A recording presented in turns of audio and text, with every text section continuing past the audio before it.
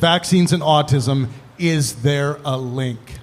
So it's funny to me because it's always the same story, right? I was pro-vax and my kids are vaccinated. It's just the COVID vax. But if it was just the COVID vaccine, why are we here talking about the entire vaccine schedule, right? Why are we talking about vaccines and autism? Is there a vaccine in the schedule that you think is good? How is it that we're always fixating on the COVID vaccine and then all of these people here that are supporting you are just magically against all vaccines, right? If you're not anti-vaxxers, how did that happen exactly? I'll help you out. It's all of them. Keep going. Huh? It's all of them. Keep going. Okay, so he admits it. Okay, so you are just against all vaccines. Yeah. It's your turn. Go ahead. You listed, Pierre, you listed a lot of accolades in your introduction. Let's, you guys in the audience, please don't heckle the stage. We need to let the information come out. Let these guys have the conversation. Okay, Pierre, so you listed a lot of accolades in your introduction, and the common line that a lot of people who think that vaccines cause autism say is that autism has greatly increased in the past few decades. You two would agree with that line of reasoning, right? That's not the primary line of reasoning, but yes. But it's necessary, right? That's one of the things, but that's not the primary But if thing. autism was not increasing over the past few decades, that would be interesting to you? Yes, absolutely. Okay, so do you have any knowledge, any mechanism, any scientific reasoning as to why there is a biological reason why autism is increasing as opposed to a diagnostic criteria reason? Yes, we do. Okay, let's start. Lay it on us. So, should we go now? Yeah, go ahead. Okay, It's back and forth. It's back and forth. Let me be clear. So, vaccines have a number of adjuvants. Many of them have been shown to be neurotoxic and producing neuroinflammation. Which one? It's in all of the inserts. Which one? Anything with mercury, thimerosal, aluminum, known neurotoxic. Are those in MMR? So there's no mercury Are in those in childhood the vaccines? MMR? Yeah. So there's was no never mercury in the vaccines? There's no mercury currently in childhood vaccines. But why'd they take it out? So when they took 2001. it out, did Why? autism Quite a long time increase? ago. Why'd they take it out? Because of the public fervor. Yes. They had never been demonstrated to be harmful at all. They took it out because of public fervor. So- but the point is 2001. And when they took it out, did autism rates decline or did they go up? It's not just mercury. So it's not thimerosal. Check thimerosal It does off. say thimerosal. So did I said many of the adjuvants. You said So which mercury. one? Polysorbate 80 Which one? aluminum. Hang on. So you said Aluminum. Any of them. you They're said in the you inserts said of the mercury. vaccines that it cause neurological injuries. Which one? He's just Pierre. listing one of them. Pierre, you said mercury. Yes. Okay. And- First and of all, others. first of all, that's You guys not. wanna First pop of on all, mercury? first of all, that's not an adjuvant. What? First of all, mercury is not an It's adjuvant. an ingredient then. How's that? What is it? What does it do? It's an ingredient in the vaccine. What What does does it it do? You tell me. You don't know, do you? I don't care. So we are I going know to. It's a preservative. So we I'm are not now even- going to have I to don't care. educate. It's We are toxic. now going to have to educate them Yeah. on what the ingredient He doesn't they even think know what is it- dangerous it does. does. Provokes an It's inflammatory response. It's also not elemental It's a Let's let, preservative. No, Okay. it's a Let's preservative. let Steve get in here. Steve, you want to add something? No, yeah, Yeah. it's just that he's just talking about one of the ingredients. It's not just the adjuvants. It's anything Hang on. that's in the vaccine that is getting injected. Yeah, thimerosal's into not you. an adjuvant again, so by the way. Aluminum, for example, can get into you through injection. Is that in MMR? Hang on, we'll get to aluminum, but let's stay on mercury. Did autism go up after 2001 when it was taken out of the childhood vaccines? Yes. It's been so increasing for so would decades. you Yes. expect autism to go down if an ingredient that causes autism Yeah. got out of vaccines? The thing 'Cause that now they're causes being exposed autism isn't less. in there anymore. What do you expect is going to happen? It doesn't quite work that way because How does it work? How do you know? Do you know what else happened after they took you're asking- mercury out of the you're asking vaccines? for- The number of vaccines continued to explode. Not really. And Oh, what's really? no, not by really. that Whoa. much. How many? But also, Since what's in when? them? We're still looking for the ingredient, right? You don't know what they do, I but don't care about the ingredient. You guys, we're talking about the association between vaccines and autism. Yes. You guys are asking for mechanisms. I will tell you the associations between vaccines Yeah. and autism. You want to do that? But you mentioned mercury, and I'm asking for a mechanism wanna there, and talk you're not about mercury. able I'm to. talking You're not about able to do autism. that. So we can move on. No. There's gotta be a compound that does it, right? I'll give you a mechanism, aluminum. So we okay. Are Explain you how. familiar, are you familiar with Chris Exley? Yes. Okay. So you know he's like the world expert on He's not. toxicology. He's not. Oh, he's not. Then who is? There is no single world expert in toxicology. Okay, well, so you he's like one- to one of them. paint this So he's one of- caricature. he's one You of like the to paint experts this in the caricature world. of He's science. He's been doing there it is for no one 36 single expert. years. So? How? So who has been doing it for longer than 36 years? He's been producing slop for 46 years. Okay. So he's been doing it for 36 years. There's nobody doing more research on that. And he finds kids, like a 12-year-old, with aluminum concentration in their brain that is off the charts, never seen before, and the kid is autistic. Great. So let's start with, I'm assuming you're talking first about the 2017 Exley paper, right? Yes. Okay, so did you look at the numbers there in his table of aluminum measurements? No. You didn't look at them? Hang on. You didn't look at the numbers? They're off the charts, but you didn't look at the numbers. There's a lot of stuff that I haven't. Steve, you linked. It's your source that you provided for this debate, and you don't know anything about the data in it. Do you want to? Here, I'll give you some quotes from Chris Exley. It's okay. Since you don't know the paper that you brought, we can teach you what's in the paper. The numbers are all fucking over the place. Yeah. There's no clear trend. And second of all, there's absolutely no way to mechanistically and causally link that to anything. Even if the data was good, how do you rule out the idea that there's a neurological condition that just makes the brain not clear aluminum as well, right? There's no way to mechanistically link that to a causative agent of autism. So Chris Exley has published over 200 peer-reviewed papers. Data. On aluminum. Let's get to the data. He's published over 200 peer-reviewed papers. Many of which are retracted. What he says is, I did not see such high aluminum content in the brains of Alzheimer's patient. This was extraordinary. These are some of the highest values ever measured in human brain tissue. Now, go ahead and dispute that. Tell me your source for someone who has higher levels of aluminum than what he's measured. I'll do you better. So let's go to that table that you didn't read. So let me read off some of the measurements that he got of aluminum in a child's brain. Do you know what a technical replicate of an experiment is? Sorry, a technical replicate. Is this science class that he's asking us questions? Apparently it needs to be, because you guys don't even read the studies that you bring. I'm sorry, Pierre. I think Let me. Well, is it nitpicky, or are we proving that you have no make fucking idea what you're talking about? Nothing to do with what we're talking about. Let me just make. It's Okay, the let's source recap. you brought. Hang on. Let's recap for a bit. Pierre brought up mercury. No, I talked about autism. You are still sticking. You need a causative agent, and you don't have I'm it. recapping here. You said mercury. You said aluminum. This is descending into nonsense. It's descending into us showing that you have no idea what you're talking about. Here, let's. You guys, let's recap the time here. Look, but we do need to finish this real quick, because we didn't bring up the point that that it didn't parse the study. There was no data on whether the patients were vaccinated or unvaccinated. The study was shit. You finished that because you read it better than I did. Sure. So, I mean, first of all, Pierre, I understand you're getting upset, but I think it's reasonable to expect you to know certain things about the topics you claim to know better than the world's leading experts on. Can I talk about this? Yeah, let's let Pierre get in. Yeah. So this request for mechanisms is one of the oldest tricks in the book that's perpetrated by the academics, okay? So this is what they do. When they see associations that they cannot dispel, they do one of a few things. And let's talk about the Institute of Medicine, because you guys actually put that in as a reference. Do you guys know the history of the Institute of Medicine, what it is? So I can ask you these little nitty questions. Yeah, so what is the Institute of Medicine? It's an independent body of experts. Oh, it is? Yeah. Okay. How do they get funded? Not aware. What? Not aware. You're not aware? Okay. You're not aware, but you rely on their. All right, you rely on what they say. Let me school you a little bit. You guys supplied IOM data. You don't even know how they're funded. So I care more about the integrity of data than I do about the funding sources. But we can get to funding sources if you want. The Institute of Medicine is a private organization funded by industry and government. Okay. They have produced numbers of reports on various toxins plaguing our society, beginning with Agent Orange. Here we are, 40 years later, numbers of reports of Agent Orange.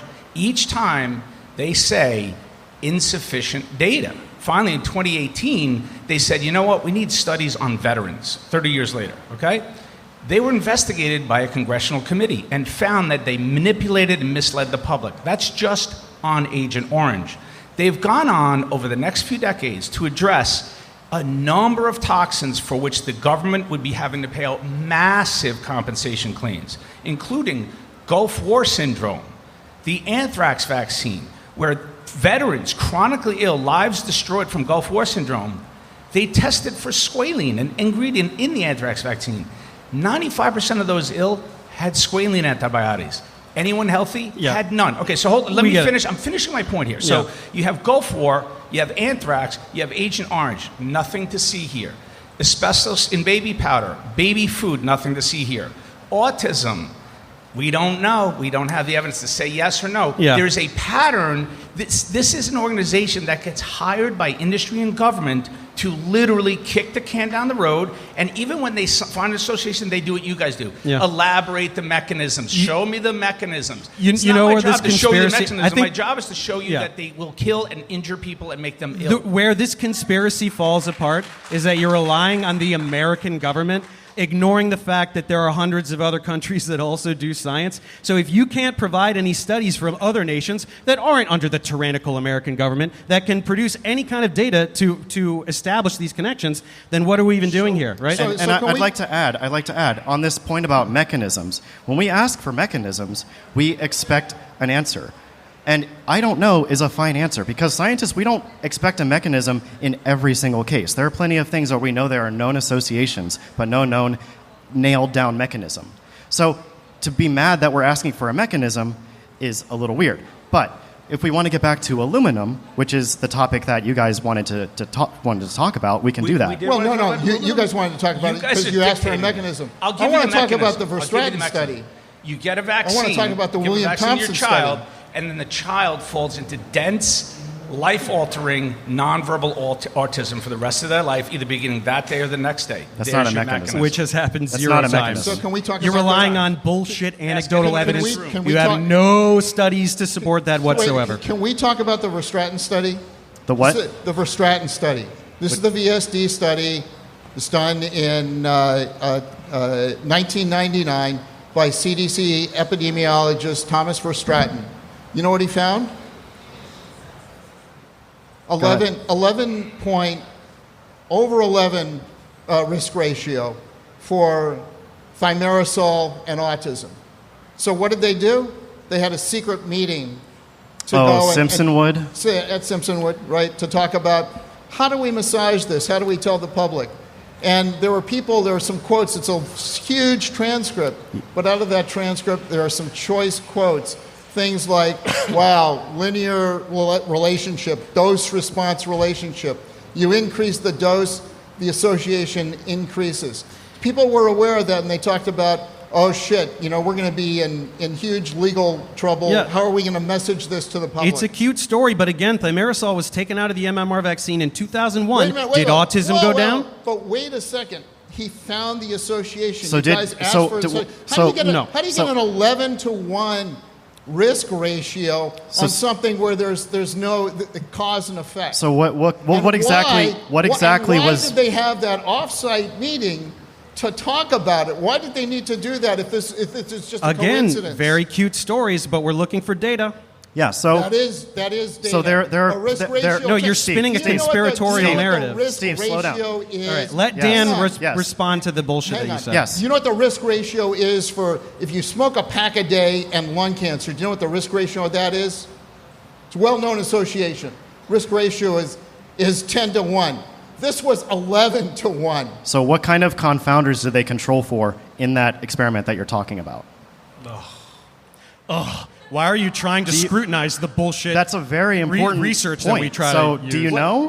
What kind of confounder, Dan, causes an 11-to-1 odds ratio? So if I were to, what's the confounder on that one? Steve, do you know what ascertainment bias is? Yes, I do. So if I were to survey a room full of crotchety old men on, let's say, whether or not they have type 2 diabetes, and then survey a room full of soccer players on the same question, Yeah, you think that there would be a huge risk ratio difference there? of course. But what they did is they used... Why? They used over 100,000 people in the VSD database. They were trying to find out. The whole mission for Verstraten was to go and get the data to do the study to discredit this whole association. Now, Verstraten is very skilled in the art of manipulating numbers in order to make the signal go away. And so he went through 5 rounds. It took him 4 years, Dan, to make the signal go away. And there's a famous email he sent off saying, "I can't make the signal go away." Yeah, The subject line was, story. "It won't go away." It's a cute story. Yeah, I know. Okay. See how everything relies on anecdotal evidence for you? Why isn't there a study from some other country that you can point to that's not under the tyrannical American government that there is. reproduces what you're So talking Dave and about? Dan, It turns you guys, out. 2 What seconds, about 2 the seconds. William Thompson? Dave and Dan, you guys have your final thoughts on this particular topic, and then There is Steve and one Pierre, very important Steve and point. Pierre get the last word on this topic. Okay, there's one very important point that we didn't bring up, and that's diagnostic criteria. And I would ask you guys, do you have any idea how autism is diagnosed and how that has changed in the past 30 to 40 Yes, years? and it's changed quite significantly. Yeah, how so? Like, how?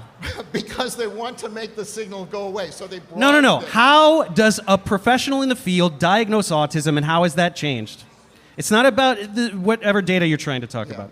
This is not the today it's- topic. When was autism spectrum disorder Make added the to the argument. DSM? How about you When make was the argument autism that spectrum that's the disorder cause? added to the There are DSM? various levels of the DSM. It changed over time. When was autism spectrum disorder added to the DSM?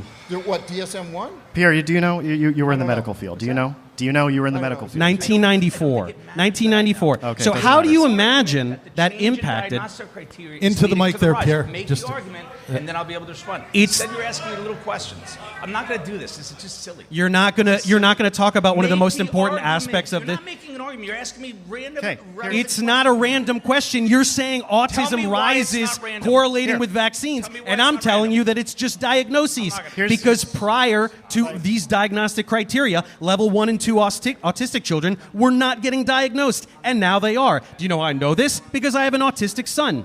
Okay, so I know about how this is diagnosed. Okay. And I'll complete these thoughts. Pierre wants us to just tell him the facts instead of quiz him He on just what he wants should to know. steamroll so everything. let me explain. So we know that autism is genetic. 70 to 80% of autism cases are genetic. That has been- data versus bullshit. So there are several genome-wide association studies showing that autism is genetic. There are several twin and familial studies showing that genetics is an extremely That's fine. They don't- strong component. Also, there Yeah, is you guys are data gonna get the looking last at rates. There is data looking at rates of non-profound autism versus profound autism in the past 16 years. It has been shown convincingly that the lion's share of the increase in autism that RFK says is an epidemic is due to non-profound autism cases that are being caught by the expanded diagnostic criteria. Which were not diagnosed in the past. Doctors are not looking at kids for 10 seconds and looking for an autism diagnosis because they're flapping their hands or being nonverbal. It's expanded. It's much more broad than that. People can be functional and autistic. That was not recognized 20 years ago. Okay, final thoughts on the topic by Pierre and Steve. All right, let me say 3 things about this. RFK Jr. talks very often about this. You know, when he was growing up, never saw an autistic kid. Today, appreciate that. he still can't find an autistic person of his age. So it's not the diagnostic criteria that has changed. So that's He that's definitely the first knows thing. autistic people his age. The second Totally thing wrong. is there has never been a before and after study looking at the timing for rapid onset autism. About 25% of the cases of autism, plus or minus, happen very rapidly within a week. Did you know that every single case that we can find, at least 80% of those cases happen within a week after a vaccine, 20% happen a week before the vaccine. So if it's not related to the vaccine, then why are 80% of those cases happening after a vaccine rather than right the week before? Nobody's been able to explain that. Nobody in the world has ever done that study, and they never will because they don't want to know the truth. And that's the most important thing So cute. that you should know about this. And the third thing is that when William Thompson, who led the CDC study, on autism and linking it with vaccines, and they found a link. You know what happened? His bosses told him, destroy that data. So it will never see the light of day, and let's publish the paper as if we had never seen that link. Stories and lies, data. This is how corrupt the CDC has been. Thompson was called to testify in front of Congress. He was subpoenaed to answer questions. He was deposed under oath. You know what happened to that deposition? It's sealed, so nobody will ever be able to see it. CDC doesn't run Sweden. Transparency. That is hiding the data from the American public. Okay, thanks, Steve. Pierre, do you have anything to add? Yeah, I mean, I'm sensing a really difference in perspective on the world, and I'll just explain mine, and it'll explain how the rest of this evening is going to go. What happened to me and what transformed me was discovery of the massive influence of money in the pharmaceutical industry in almost every institution and aspect of science. A scope and a scale I never knew, and I was a practicing physician for 20 years before I left, in disgust. By the way, you know who else left in disgust in the way I did? Editors of the highest impact medical journals in the world over the last 20 years have all left. One of them, Marsha Angel, wrote a book about how the pharmaceutical industry has literally taken over all of medicine. And I'll give you the 2-minute primer. It starts at the top. $1 trillion industry named pharma. The captains below. By the way, that's a criminal syndicate. They are now up to $65 billion in the last 20 years. No, $126 billion in the last 20 years in criminal and civil penalties, which is more than double the rest of the industries combined. Under them sit the medical journals, high profit margins. Most of it comes from pharma, almost all of it comes from pharma. You have agencies which are fully captured in ways like CDC Foundation, FDA is the revolving door, and NIH is through royalties. Then you have the professional societies, don't even get me started on those. Those are bought and paid for. Then you have the researchers whose careers never go anywhere if they publish inconvenient science. Then you have Congress. In 2021, $666,000 per member of Congress, okay? Then you have the Little Institute of Medicine, who's the little prostitute hitman for all of science. These guys are gonna be yelling about these studies with hundreds of thousands of people in and how it definitively shows no proof, and there's no evidence that there's autism. And where are the studies showing people falling in left MMR? They have no idea of the immensely rigid and tight control of what appears in journals.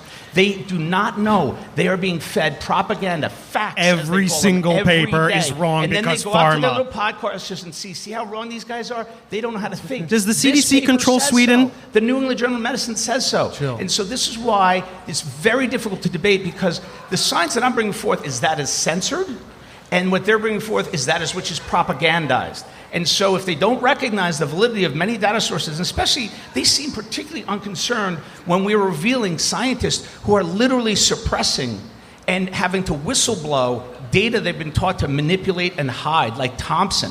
The CDC was sitting on data showing massive rates of autism in Black and African American children. And you know what? You know who his boss was at the time? CDC director. She left to head Merck's vaccine division after she left and got him to do it. So I don't know what world they live in, not the world I do. All right, thanks, Pierre. I live in the world where the CDC does not control European nations. Well, one sec, Dave. We do got to move on to the next. What's going on here? Oh, okay. Yeah, and just to recap, Steve had the most time on that one, 11 minutes and 14 seconds. Pierre second with 10 minutes and 3 seconds. I'm just doing this for the record of the video. Dan had 7 minutes and 1 second, and Professor Dave had 6 minutes and 14 seconds.